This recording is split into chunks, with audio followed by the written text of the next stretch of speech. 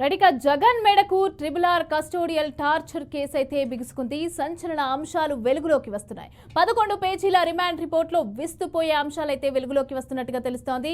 Custodial torture వెనుక master mind Jagan. Custodial torture కేసులో master mind ను పట్టుకుంటారా అనే దానిపైన ఉత్కంఠ అయితే నెలకొంది. విజయపాల్ అసలు సూత్రధారుల పేర్లు చెబుతాడా? పిఎస్ఆర్ ఆంజనేయులు సునీల్ పేర్లు బయటకు వచ్చే ఛాన్స్ ఉన్నట్టుగా తెలుస్తోంది.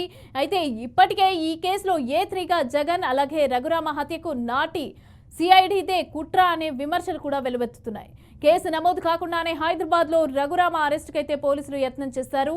బైపాస్ సర్జరీ జరిగిందని తెలిసి కూడా గుండెపై దాడి చేశారు. గుండెపైన కూర్చొని పిడిగుద్దులతో చంపే ప్రయత్నం చేశారనే కూటమి నేతలు కూడా ఆరోపిస్తున్నారు.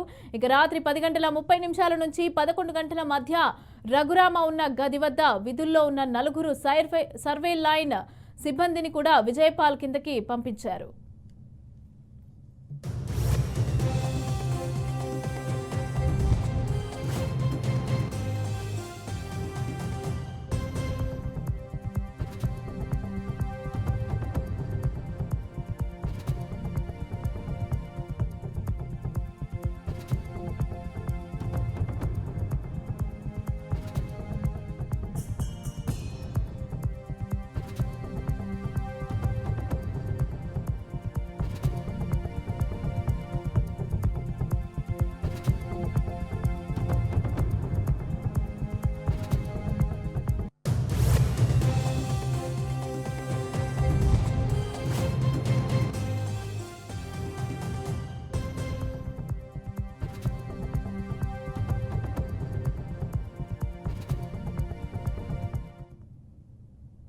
ఇక జగన్ మేడకు ట్రిబుల్ కస్టోడియల్ టార్చర్ కేసు అయితే బిగుసుకుంది.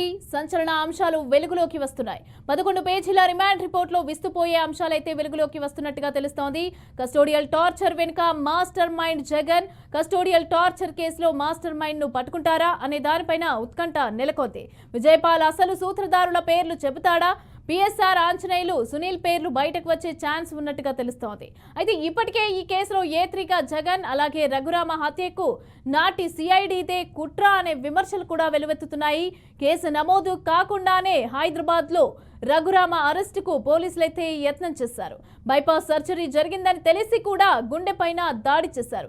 గుండెపైన కూర్చొని పిడిగుద్దులతో చంపే ప్రయత్నం అయితే చేశారనే కూటమి నేతలైతే ఆరోపిస్తున్నారు. ఇక రాత్రి 10:30 నుంచి 11 గంటల మధ్య రఘురామ ఉన్న గది వద్ద విధుల్లో ఉన్న 4 సర్వే లైన్ సిబ్బందిని విజయపాల్ కిందకి పంపించారు.